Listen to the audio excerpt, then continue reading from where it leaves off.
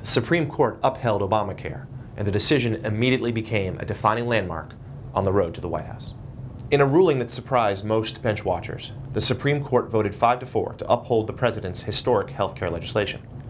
The tie-breaking vote was cast by Chief Justice John Roberts, who was appointed by George W. Bush and is now facing scorn from his former fans on the right. He ruled that the individual mandate, which requires most Americans to get health insurance or face a financial penalty, was constitutional, a decision that allowed the entire law to stand. This gave Obama a huge victory. Had the law been struck down, it would have appeared that the signature accomplishment of his administration, which took an extraordinary amount of time and political capital to pass, would have gone to waste.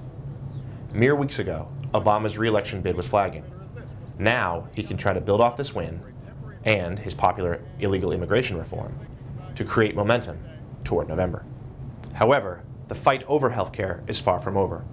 Just hours after the Supreme Court's decision, Republican presidential candidate Mitt Romney repeated his pledge to repeal Obamacare on his very first day in office if he is elected this November.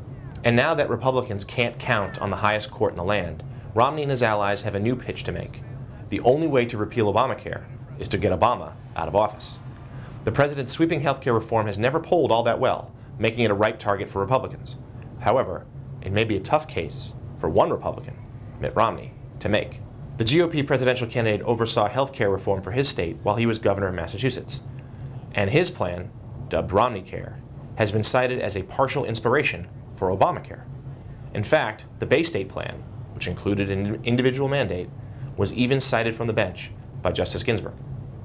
So, Romney will instead be forced to make his attack in broader strokes, simply claiming that Obamacare, even if constitutional, is still bad policy. His followers seem on board. The Romney camp raised more than $4 million in the first day after the Supreme Court's announcement. However, the Obama camp claims it raised even more, meaning, yet again, that the arms race between the two candidates is not going to slow down anytime soon. For more on the race to the White House, please keep checking the Election 2012 page at nydailynews.com.